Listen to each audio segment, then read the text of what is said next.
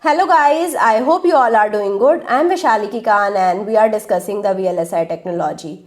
In that, we are discussing the chemical vapor deposition, and today our topic of the day is step coverage.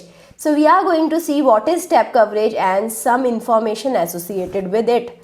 So this is the first video in the step coverage and I hope you all are watching this video very carefully.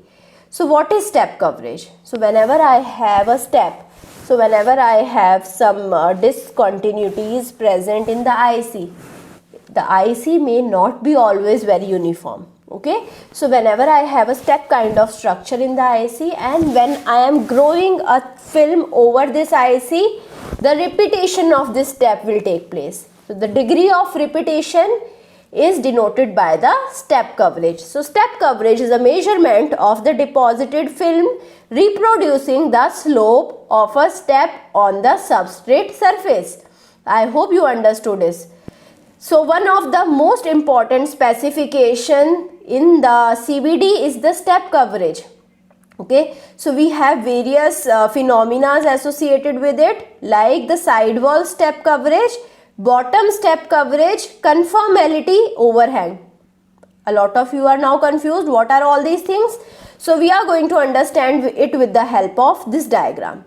So now we have this structure. This is my substrate. We have the non-uniform structure over here. Okay, this is the step that we have. Okay, so now we are growing a thin film over it. So this is my CVD thin film over here. Okay, so this is my H. H is the height of this structure from the substrate. So W is the distance between the two structures. D is the height of the thin film deposited at the lower end. A is the height of the film deposited at the upper end. B is the width of the film deposited at the lower end. C is the width of the film deposited at the upper end. So we are going to see all of the parameters associated with the step coverage. First is sidewall step coverage, which is equal to B upon A. So it is how much we have the sidewall depending upon the step coverage or the growth of the film at the upper layer. Okay, so the B is the width at the lower level, A is the growth of the thin film over the upper level of this structure. Okay, so B upon A is sidewall step coverage. Bottom step coverage is D upon A.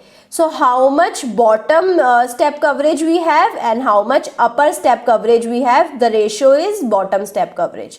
Okay, so now conformity is B upon C. How much difference we have in the bottom step coverage, bottom wall coverage and the upper wall coverage. So B upon C is conformity. Overhang is C minus B, the difference in between the upper and the lower wall, side wall upon the lower wall. So C minus B upon B. So what is aspect ratio? Aspect ratio is height upon width. This is how my non-uniform structure would be defined. So non-uniform structure is defined with the help of this aspect ratio. So what are the factors that affect the step coverage? First is the arriving angle of the precursor. I am going to show you with the figure what is arriving angle, and the second thing is the surface mobility of the adsorb precursor. So what is arriving angle? So we have 3 points. This is my step, okay, non-uniform structure. Now precursors are coming. So precursor can come to this point. Now when it is coming at this point, it is having the arriving angle 90.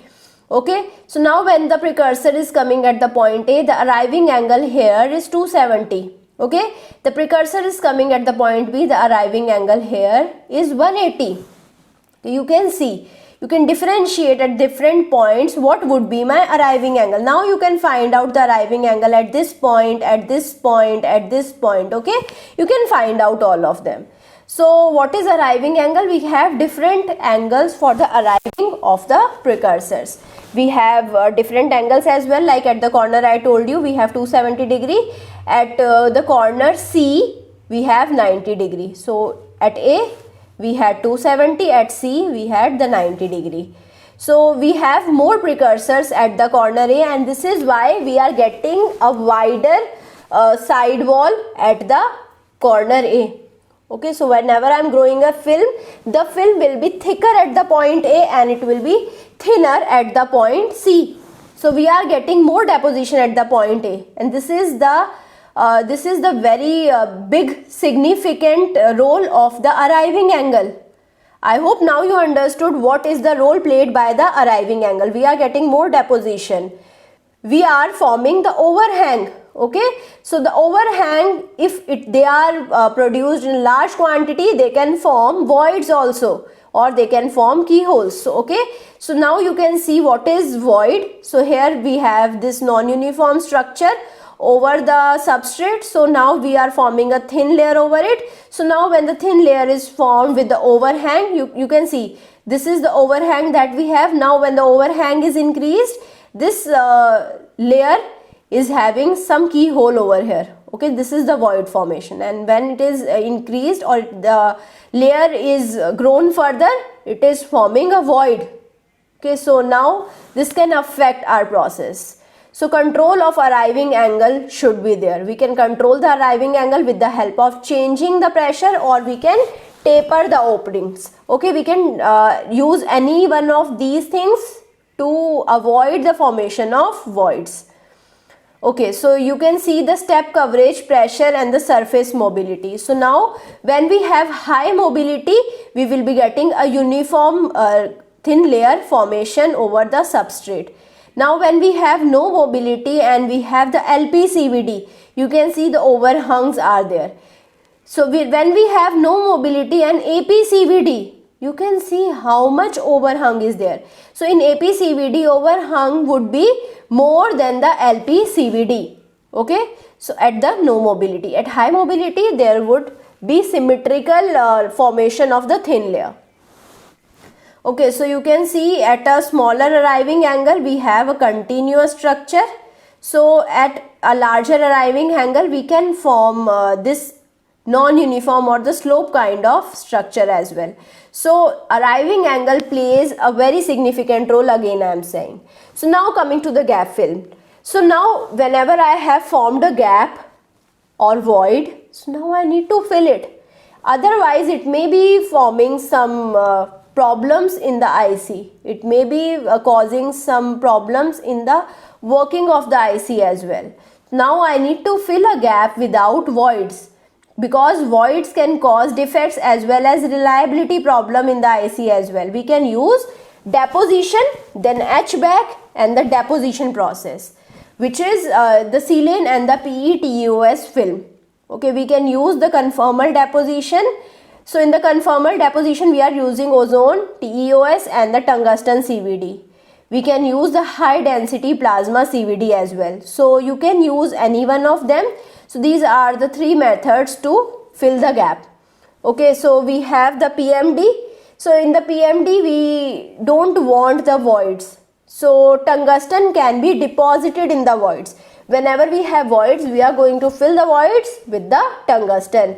So whenever the tungsten is filling the void, so what will happen? Tungsten is a metal. It is going to short the void. So it is going to cause the shorts. So IMD. Now in the IMD, voids are tolerable but below some point only. So we have to reduce the dielectric constant. The process gas could come out later and cause the reliability problem. So you can see the top view. So this is the void that is present. Okay, so this was the before tungsten CVD. We have this as the contact. Okay, this is my sidewall spacer. Okay, now I have filled the void with the tungsten. So this is how we have shorted the void. We have used the tungsten plug. Okay, this is how our top view will be looking after the tungsten CVD. Okay, so coming to the deposition, etch back and the deposition process. So this is my deposition process. Here we have formed, you can see we have formed the void. Okay, so almost a void is about to form.